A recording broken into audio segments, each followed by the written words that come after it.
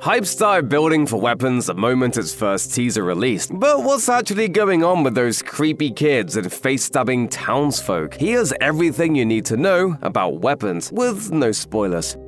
Let's start with the most important question. Why should you care about Weapons in the first place? It isn't a sequel, adaptation, remake, reboot, or re-anything, which does feel like sort of a unicorn these days at the theater. Getting any sort of hype or marketing traction around an original idea is an uphill battle from the start. But oh boy, did Weapons come out strong in that regard.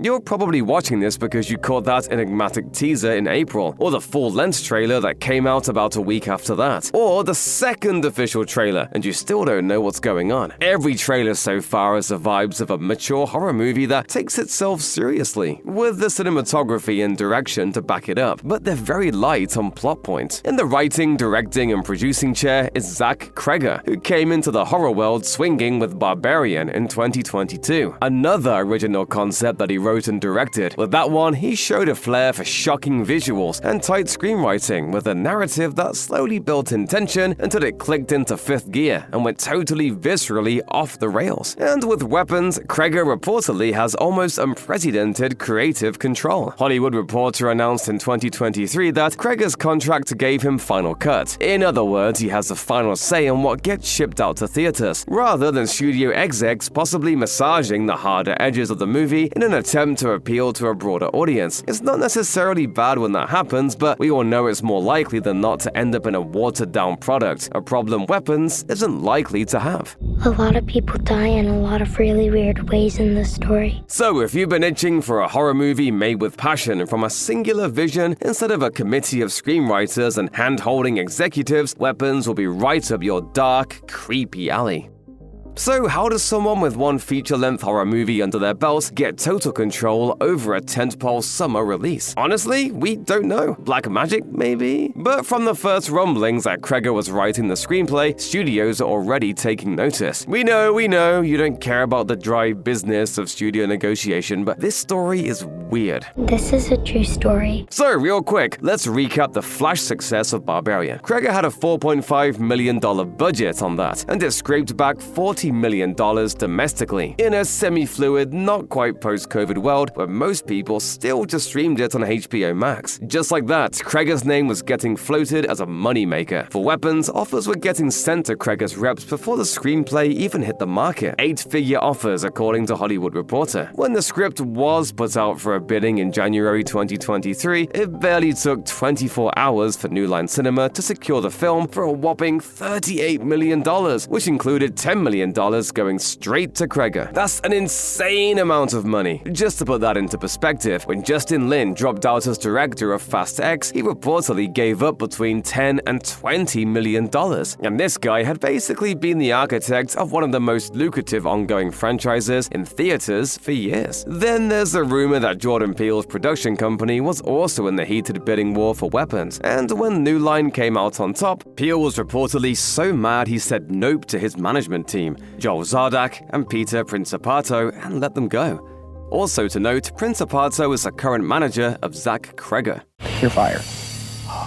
Get out of here. The point is, anyone who read the Weapons script was willing to lay down serious cash to make the movie, and give Cregger creative control, which is a level of confidence we haven't seen since, well, ever. At least not for an original horror film. Clearly there's hype, but what's this movie actually about? What does the title Weapons even mean? The trailers and marketing material are pretty cryptic about the broad paths the movie will take, but they give some chilling glimpses into the inciting events. A bunch of kids go missing at the same time on the same night and scamper off through suburbia like little nightmare creatures. Right off the bat, that's a visual that coils around your guts and sticks with you. If you saw this happening in your front yard at 2 a.m., you'd crap. But it's soon clear that there's more going on with Mrs. Gandhi's stray first-grade class than meets the eye. In fact, there may be more going on in the entire town of Maybrook than meets the eye, as the adults begin acting strange too. But don't head into Weapons thinking that's the entire plot. Cregger's been just as tight-lipped about the movie as the rest of the marketing team. But he did tell Entertainment Weekly that what you see about the missing kids in the trailers is just the tip of the iceberg. He said, that mystery is going to propel you through at least half of the movie. But that is not the movie. By the midpoint, we've moved on to way crazier than that. As for the meaning of the title, well, that's still anyone's guess. Let's address the elephant in the room real quick. There's a copy of Cregger's script for weapons floating around the internet. Do yourself a favor and don't read it. Can you imagine if the whole internet was discussing the script for The Sixth Sense before that movie hit theaters? There's no faster way to suck the joy out of experiencing a twisted horror epic than reading the screenplay beforehand. And this is definitely poised to be an epic experience if you're into horror. In writing it, Cregger took inspiration from an unlikely source, Magnolia, Paul Thomas Anderson's winding 1999 film that follows multiple loosely connected characters all woven into an emotional story about connection and loneliness. Sure, it sounds like some film school snobbery, not to mention a curious base for a horror film, but focusing on the lived-in, sometimes suffocating intimacy of different human experiences and connecting it all to a much larger picture is actually the perfect hook for horror, if you think about it. What's scarier than our own existential existence? Talking about the inspiration, Cregger told Entertainment Weekly, I love that kind of bold scale. It gave me permission when I was writing this to shoot for the stars and make it an epic. I wanted a horror epic, and so I tried to do that. And I know that I might sound ridiculous, like this is the scene of the movie where the guy's trying to get a hold of the long-lost son, you know, but this is that scene. It's a grand dream, but will it work in practice? An exec at New Line called Weapons, quote, batch insane, which feels like fine praise given the intended scope. Hopefully you make it to theaters without getting spoiled, so you can decide that for yourself. Viral marketing is an art form when done well. The Blair Witch Project is still the poster child thanks to a website that led audiences to believe the film was real, and which propelled a completely unknown movie into a box office titan out of nowhere. Cloverfield teasers basically refused to tell you anything about the movie, and then there was the hype for The Dark Knight that was built around cracking clues left by the Joker on cryptic websites like whysoserious.com and IBelieveInHarveyDent.com. You didn't get anything for solving the clues, but you got to feel good about yourself for a bit.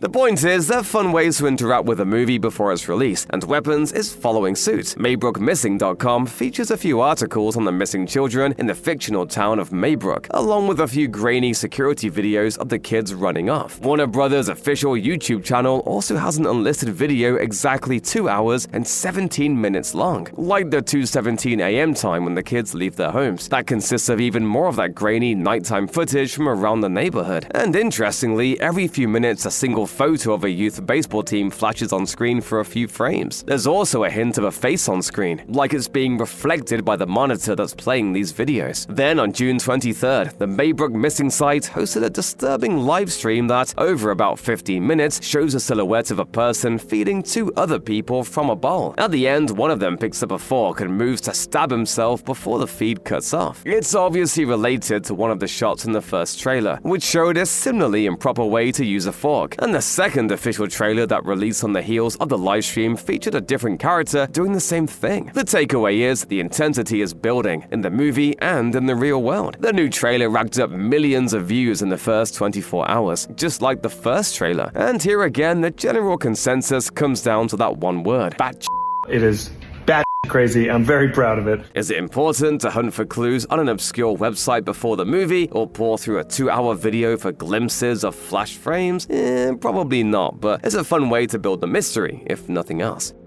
While we're on the subject, one weird inclusion on the Maybrook Missing website is an article about the events of Barbarian. It's presented as a news piece about Tess, the main character in that movie, and her brush with death in the tunnels underneath the Airbnb in Detroit. On the surface, it's just a nod to Barbarian, and that's all it may turn out to be, but the article closes by suggesting that the neighborhood in the movie might be riddled with similar underground networks underneath all those abandoned houses, and police would be investigating. Ma'am, there's no one in this building, no one's being murdered, and the only crime that I've seen so far is you breaking this window. It's sort of strange because A, Barbarian didn't hint that there was anything more going on than what you saw in the one house in the movie, and B, there's no other indication that Weapons and Barbarian are connected at all. Well, maybe. When Entertainment Weekly asked Cregger if the films were linked, he said, I don't want to definitively say any way or the other. So there's that, whatever that means. But it begs the question, either way, would there be any benefit to connecting these movies? We get it, everybody wants a connected universe, for better or worse, but media is saturated with teasers and coy connections and post-credit scenes that sometimes do more to limit a universe than expand it. After all the talk about a bigger scope and an epic Magnolia-style story, ultimately confining it to the framework set up in Barbarian would be a step backwards in our view. Let's just have something fresh, new, and unconnected, something that doesn't require watching something else to fully enjoy and appreciate. Maybe we're the outliers here. Would you want Weapons to kick off a Cregger cinematic universe? Let us know what you think.